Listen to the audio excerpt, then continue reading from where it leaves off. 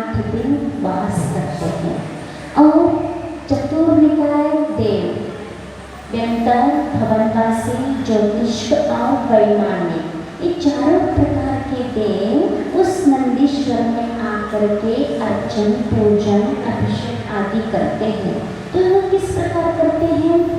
पूर्व में वैमानिक है, तो दक्षिण में कौन? ज्योतिष्वर, और पश्चिम में व्यंतर, और उत्तर में भवनवासी। इस प्रकार से 4 निकाय के देव 8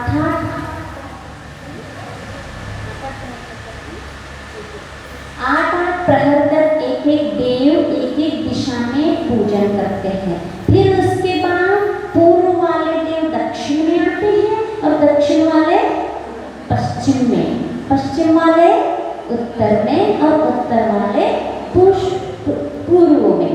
इस प्रकार से वो 8 प्रहर तक एक दिशा में ऐसे परिक्रमा से करते हुए 8 दिन तक लगातार, वहाँ दिन रात तो होता नहीं है, वहाँ रत्नों का प्रकाश रहता है, इसीलिए 8 दिन तक वह पूजा रुकती नहीं है।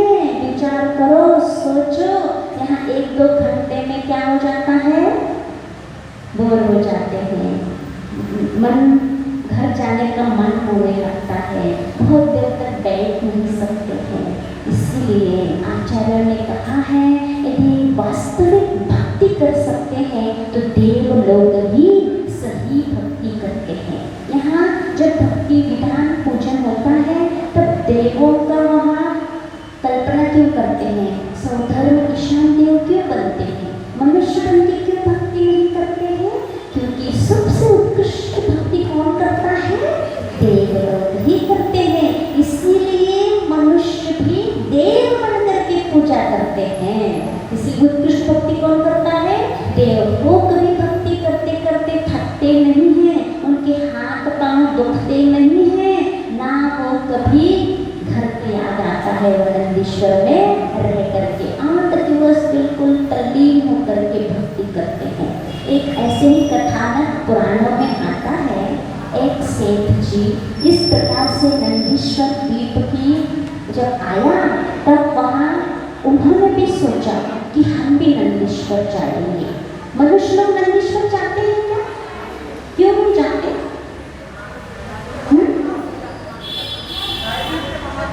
हाँ, कि 2.5 द्वीप के बाहर मनुष्यों का गमन नहीं होता है, वहाँ मनुष्य जाते नहीं। क्यों?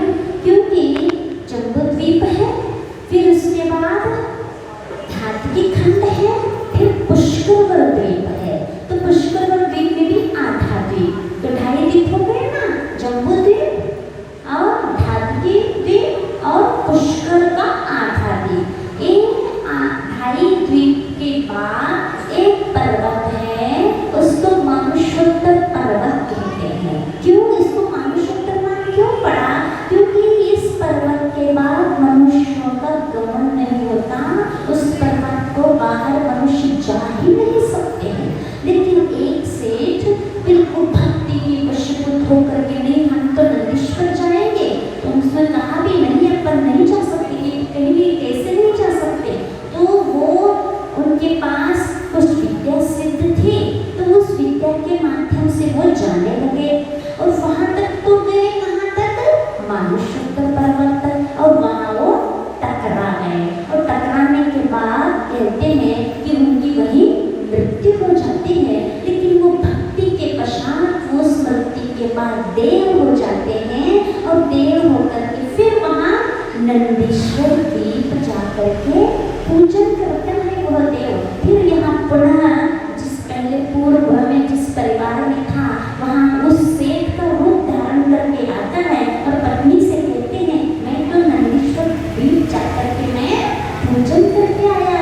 उसे धन की ऐसा तो हो ही नहीं सकता, क्योंकि देव ही जाते हैं, मनुष्य नहीं जाते हैं। तब वह देव, वह सेठ जो देव सेठ के रूप में आया था, वह अपना देव का रूप दिखाता है और बताता है कि ऐसी ऐसी घटना हो गई, तो मैं मर के देव कल्याण ने कहा, तो मेरी जो मुझे भाव थे वो भाव तो मेरे पूरे हो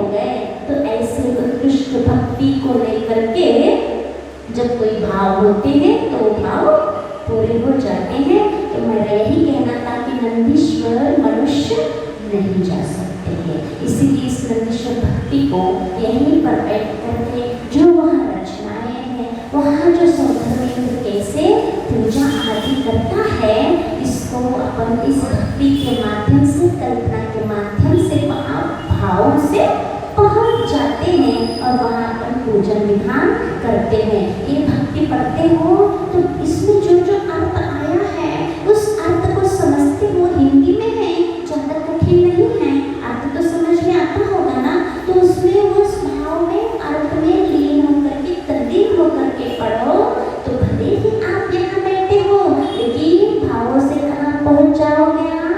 नंदीश्वर। जो पुण्य प्राप्त देवलोक कर रहे हैं वही पुण्य की प्राप्ति यहाँ शरीर से यहाँ है, लेकिन भावों से वहाँ जाते हैं तो वही पुण्य अपन को भी मिल जाता है। इसलिए भावों से भक्ति होती है। इसलिए 8 दिन अपन हमने सोचा एक बार तो इसकी नंदीश्वर की भक्ति पाठ होना ही चाहिए। अच्छा लगता है ना आप लोगों को नंदीश्वर भक्ति पढ़ते हैं तो? सबका चित्त जल्दी चला जाता है क्यों? आचार्य भगत श्री विद्यासागर जी महाराज